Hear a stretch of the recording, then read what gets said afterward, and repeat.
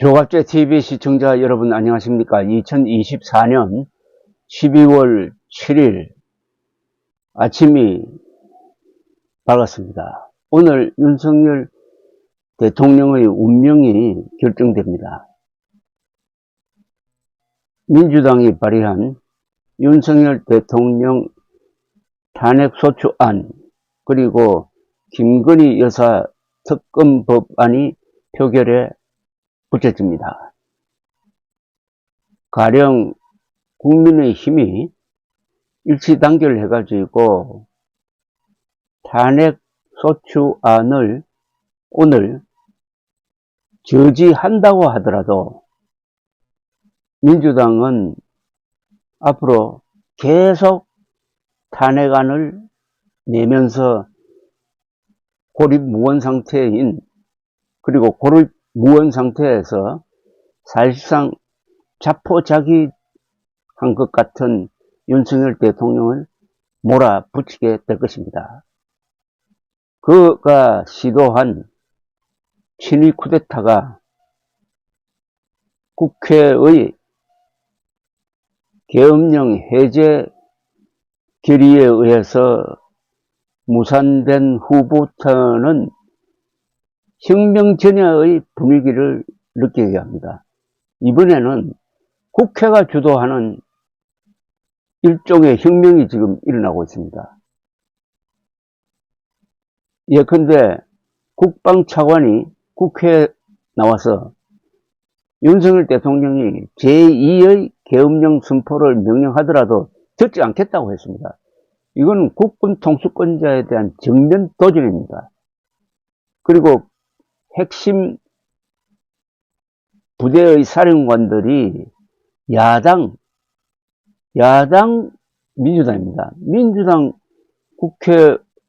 국회의원과 공공연하게 인터뷰를 하면서 이 대통령을 비판하고 있는 그 방송이 그냥 그대로 흘러나오고 있습니다. 완전히 군 통수 체제가 무너지고 있습니다. 그리고 국가정보원의 제1차장이 국회에 와가지고 윤석열 대통령으로부터 전화를 받았는데 누구를 잡아 넣어라 하는 이야기를 들었다는 식으로 증언을 했습니다. 국정원이 이런 식으로 행동하게 된 것은 무슨 혁명이 일어났다는 것 아닙니까? 대통령은 아직 명줄이 달려 있으나 그 밑에 정부기관 중에서도 권력 유지의 가장 핵심적인 정보기관과 군대가 지금 국회 쪽으로 넘어가고 있다는 이야기입니다. 그런데도 윤석열 대통령은 아무런 설명도 아무런 대책도 내놓지 않고 있습니다. 어제 국민의힘이 의원총회를 해가지고 현재까지는 탄핵안을 저지한다 하는 당론을 유지하고 있으나 지금은 정권 지지 세력이 한 줌도 안 되는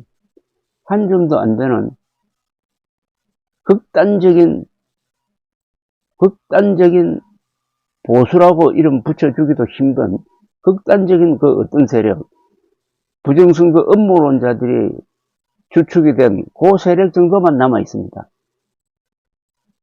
그러나 시간이 갈수록 여론, 언론의 압박 플러스 민주당의 공세가 커질 것이고 외롭게 되어가고 있는 윤석열 정부가 과연 지탱할 것이냐 하는 것은 크나큰 의문이고, 크게 보면은 윤석열 대통령이 하야하면은 60일 이내 윤석열 대통령이 탄핵 소추되어 가지고 헌법재판소 결정으로 파면된다면은 내년 봄에 대통령 선거가 실시될 가능성이 높아지고 있습니다.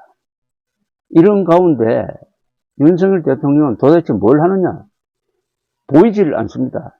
그러면서 국민의힘 수뇌부와 회담하면서는 내가 뭘 잘못했느냐? 하도 민주당이 나를 괴롭히기 때문에 내가 경고하는 차원에서 계엄령을 폈다는 이런 황당무계한 정말 부끄러운 이야기를 하고 있습니다. 특히 새로 밝혀진 사설은 중앙선관위를 계엄군이 급습을 해가지고 불법 점거했다는 사실입니다. 그 이유는 부정선거 음모론자들이 주장해온 그런 황당한 음모론을 확인하고 뒷받침해 주기 위해서 그런 짓을 한 것으로 보입니다. 윤석열 대통령은 영혼이 망가진 사람입니다. 부정선거 음모론은 이건 일종의 사교 집단의 논리하고 비슷합니다. 과학을 무시하고 대한민국 민주주의의 최후 보루이고 선거 공정성을 확보하고 주권의 정당한 행사를 보장하는 중앙선관위를 공격을 해가지고 부정선거로 국민의힘이 졌다는 이런 주장에 윤석열 대통령이 넘어갔다는 것은 이건 내란 중에서도 희귀한 경우입니다. 희귀한. 음모론자들의 사주를 받아가지고 국군을 동원해가지고 국가기관을 무단 점거했다? 이거는 어떤 식으로 처단되어야 하겠습니까? 윤석열 대통령이 영향을 미친 것으로 보이는 그 포고령에 나오는 전공의들이 돌아오지 않으면 처단하겠다는 그 말, 처단이란 말이 바로 윤석열 대통령에게 해당되게 지금 생겼습니다. 윤석열 대통령의 결단이 늦어지면 늦어질수록 국민의 힘은 내란 동조 세력으로 몰리게 될 것입니다. 그리고 국민의힘 국회의원들 중에서 윤석열 대통령을 지키기 위해서 활동한 기록은 아마도 블랙리스트에 오르게 될 것이고 영원히 정치를 하지 못하게 될 것입니다. 쉽게 말하면 쿠데타 세력으로 찍히게 될 것입니다. 그런 고민을 국민의힘이 어느 정도 하고 있는지, 특히 대구 경북지방에서 당선된 사람들은 무조건 윤석열 대통령을 지지하는 성향이 있는데 이번에도 그런 스탠스를 취했다가는 대구 경북 주민들로부터 외면당할 것이고 블랙리스트에 이름이 올라가가지고 정치 생명이 끝나는 정도를 넘어서 아마 크게 다칠 사람도 생길 것이라고 생각합니다. 이게 바로 지금 대통령 권력이 국회 권력으로 넘어가면서 일어나고 있는 혁명적 상황입니다. 혁명적 상황의 본질입니다. 본질. 윤석열 대통령은 오늘 당하든 뭐 열흘 뒤에 당하든 탄핵을 당하든 아니면 본인이 물러나든 일단 당하게 되어 있습니다. 처단당하게 되어 있다 이겁니다. 비상계엄령을 펴가지고 국회와 중앙선관위를 불법 점거하겠다고 한 시도가 좌절되면은 그 난을 일으킨 사람이 벌을 받지 않을 수가 있겠습니까? 그거 그냥 내가 한번 경고 차원에서 해본 것이다. 더구나 국제사회에서 그리고 경제 부분에서 동맹국가의 관계에서 윤석열은 그 어떤 신뢰도 갖지 못한 존재가 되었습니다. 윤석열 대통령이 쌓은